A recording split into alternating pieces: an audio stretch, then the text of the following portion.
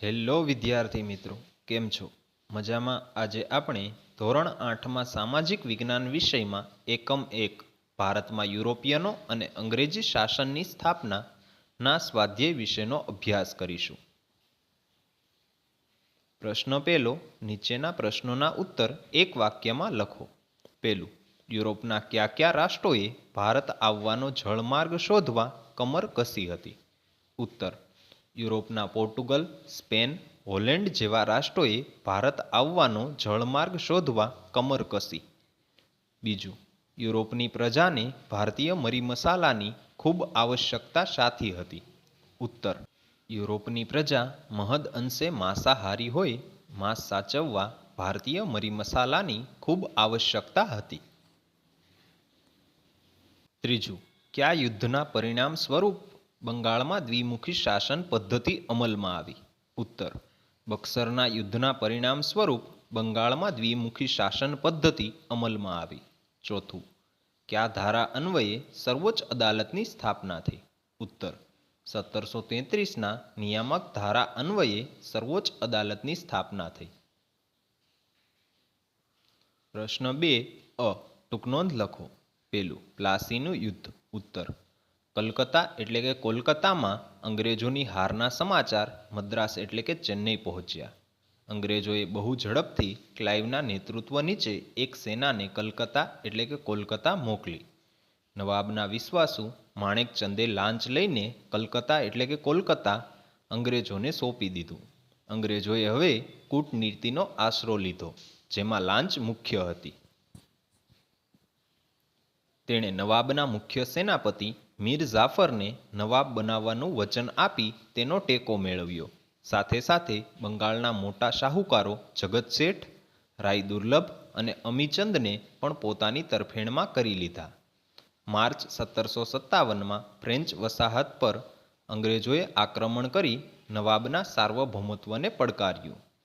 23 જૂન 1757ના રોજ ક્લાઇવના નેતૃત્વ હેઠળ અંગ્રેજ સેના અને નવાબની સેના વચ્ચે મુર્શિદાબાદ પાસે આવેલ પ્લાસી નામના સ્થળે યુદ્ધ થયું.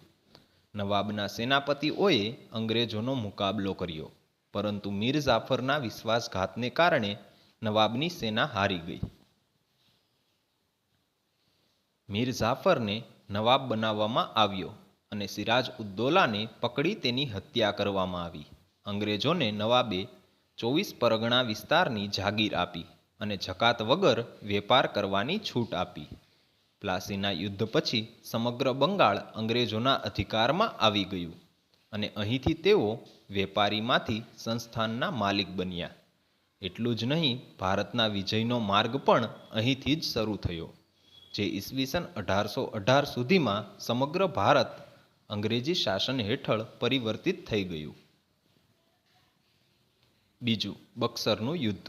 ઉત્તર, બંગાળના નવાબ મીર કાસિમે અવધના નવાબ અને મુઘલ સમ્રાટ સાથે મળી અંગ્રેજોને ભારતની બહાર હાંકી કાઢવા માટે યોજના બનાવી.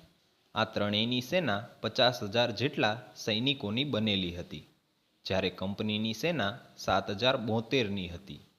મેજર મનરોના વડપણ હેઠળ ભારતના આ ત્રણ શાસકો સાથે બક્સરનું યુદ્ધ 22 ઓક્ટોબર 1764માં થયું. અંગ્રેજો જીત્યા અને પ્લાસીનો નિર્ણય દ્રઢ બન્યો. એક સાથે ત્રણ સત્તાઓને હરાવનારા અંગ્રેજોનો પડકાર કરવાવાળું ભારતમાં હવે કોઈ જ ન હતું. બક્સરના યુદ્ધથી અંગ્રેજોને બંગાળ, બિહાર અને ઓરિસ્સા એટલે કે ઓડિશાના દીવાની અધિકારો પ્રાપ્ત થયા, એટલે કે તેઓ વિધિસરના માલિક બન્યા, જ્યારે વહીવટી જવાબદારી નવાબના સિરે રાખી. આથી દ્વિમુખી શાસન પદ્ધતિ અમલમાં આવી. ત્રીજું, અંગ્રેજ મરાઠા યુદ્ધ. ઉત્તર, 18મી સદીમાં કંપની મરાઠાની તાકાત તોડવા માટે પ્રયત્નશીલ હતી. ઈસવીસન 1761માં પાણીપતના ત્રીજા યુદ્ધમાં મરાઠાઓની હાર થઈ અને દિલ્હીની ગાદી હસ્તગત કરવામાં નિરાશા મળી.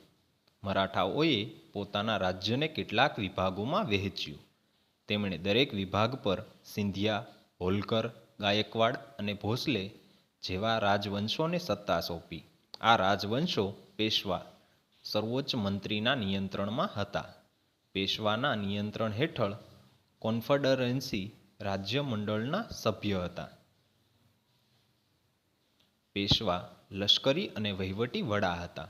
તેનું મુખ્ય મથક પુણેમાં હતું. મરાઠા અને અંગ્રેજો વચ્ચે કેટલાક યુદ્ધો થયા. પ્રથમ યુદ્ધ ઈસવીસન 1775 ઈસવીસન 1782 સાલબાઈની સંધિ ઈસવીસન 1782 થઈ. બંનેએ એકબીજાના ક્ષેત્રો પરત કરવાનું નક્કી કર્યું. કોઈની હાર જીત ન થઈ. દ્વિતીય અંગ્રેજ મરાઠા યુદ્ધ ઈસવીસન 1803 ઈસવીસન 1805 થયું. વેલેસ્લીએ મરાઠાઓ પર અંગ્રેજોની આણ વર્તાવી.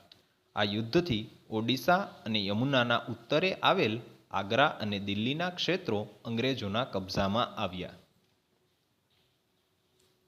તૃતીય અંગ્રેજ મરાઠા યુદ્ધ ઈસવીસન 1817 ઈસવીસન 1819 મરાઠાની તાકાત કચડી નાખવામાં આવી. પેશવાને પુણેમાંથી હટાવી કાનપુર પાસે બિઠુરમાં પેન્શન આપી મોકલી દીધો. હવે વિધ્યાંચલથી લઈ દક્ષિણના બધા જ ભાગ પર કંપનીની સત્તા સ્થપાઈ. સંપૂર્ણ ભારત પર બ્રિટિશ સત્તાની સ્થાપના થઈ. ચોથું મૈસૂર વિગ્રહ ઉત્તર.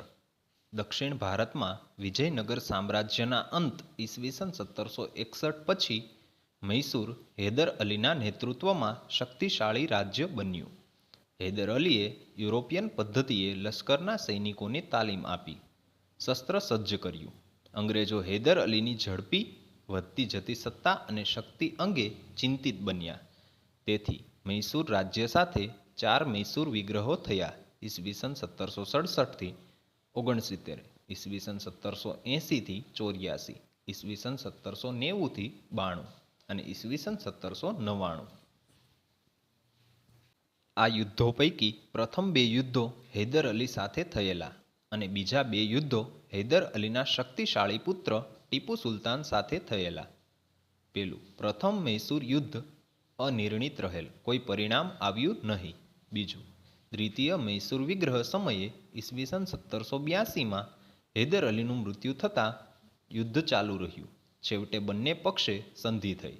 ત્રીજું તૃતીય મૈસૂર વિગ્રહમાં ટીપુ સુલતાન હાર્યો અને તેને ભયંકર હાનિ થઈ.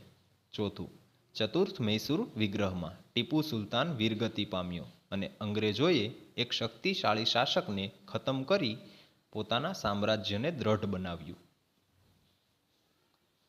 આમ અંગ્રેજોએ મૈસૂર રાજ્ય અગાઉના વાડિયાર રાજવંશને સોંપ્યું અને તેના પર સહાયકારી સંધિ લાદવામાં આવી.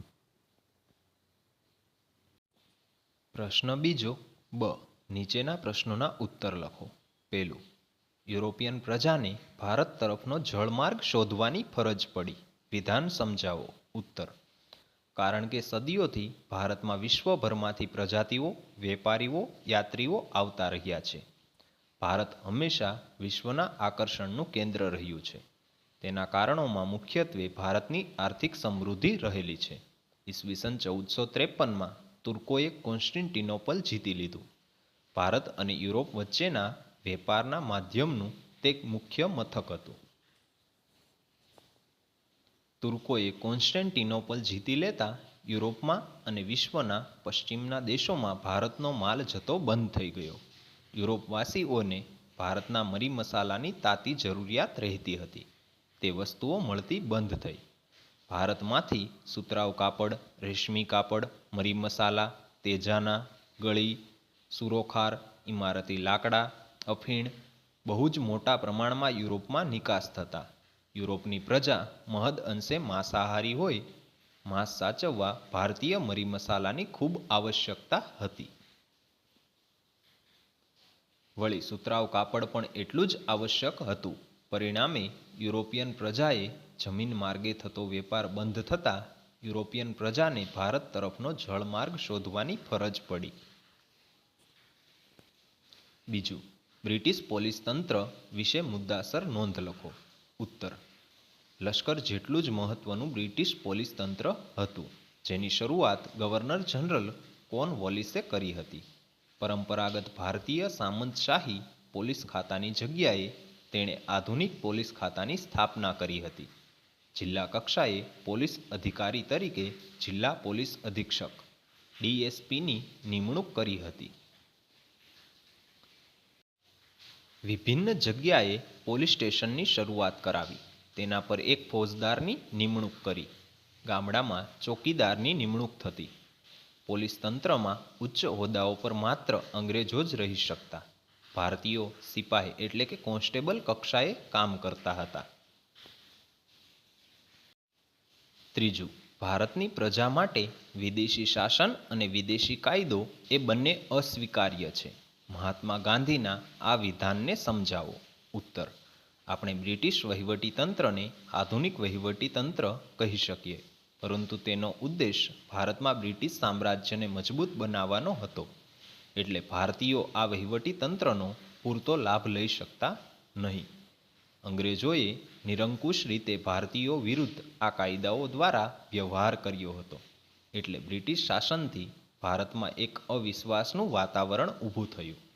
મહાત્મા ગાંધીએ લખ્યું છે કે ભારતની પ્રજા માટે વિદેશી શાસન અને વિદેશી કાયદો એ બંને અસ્વીકાર્ય છે, કારણ કે તેનાથી ભારતીય જનતાની સુખાકારીને બદલે બ્રિટિશ સ્વાર્થની પૂર્તિ થાય છે. ચોથું, દ્વિતીય અંગ્રેજ મરાઠા યુદ્ધના પરિણામો જણાવો.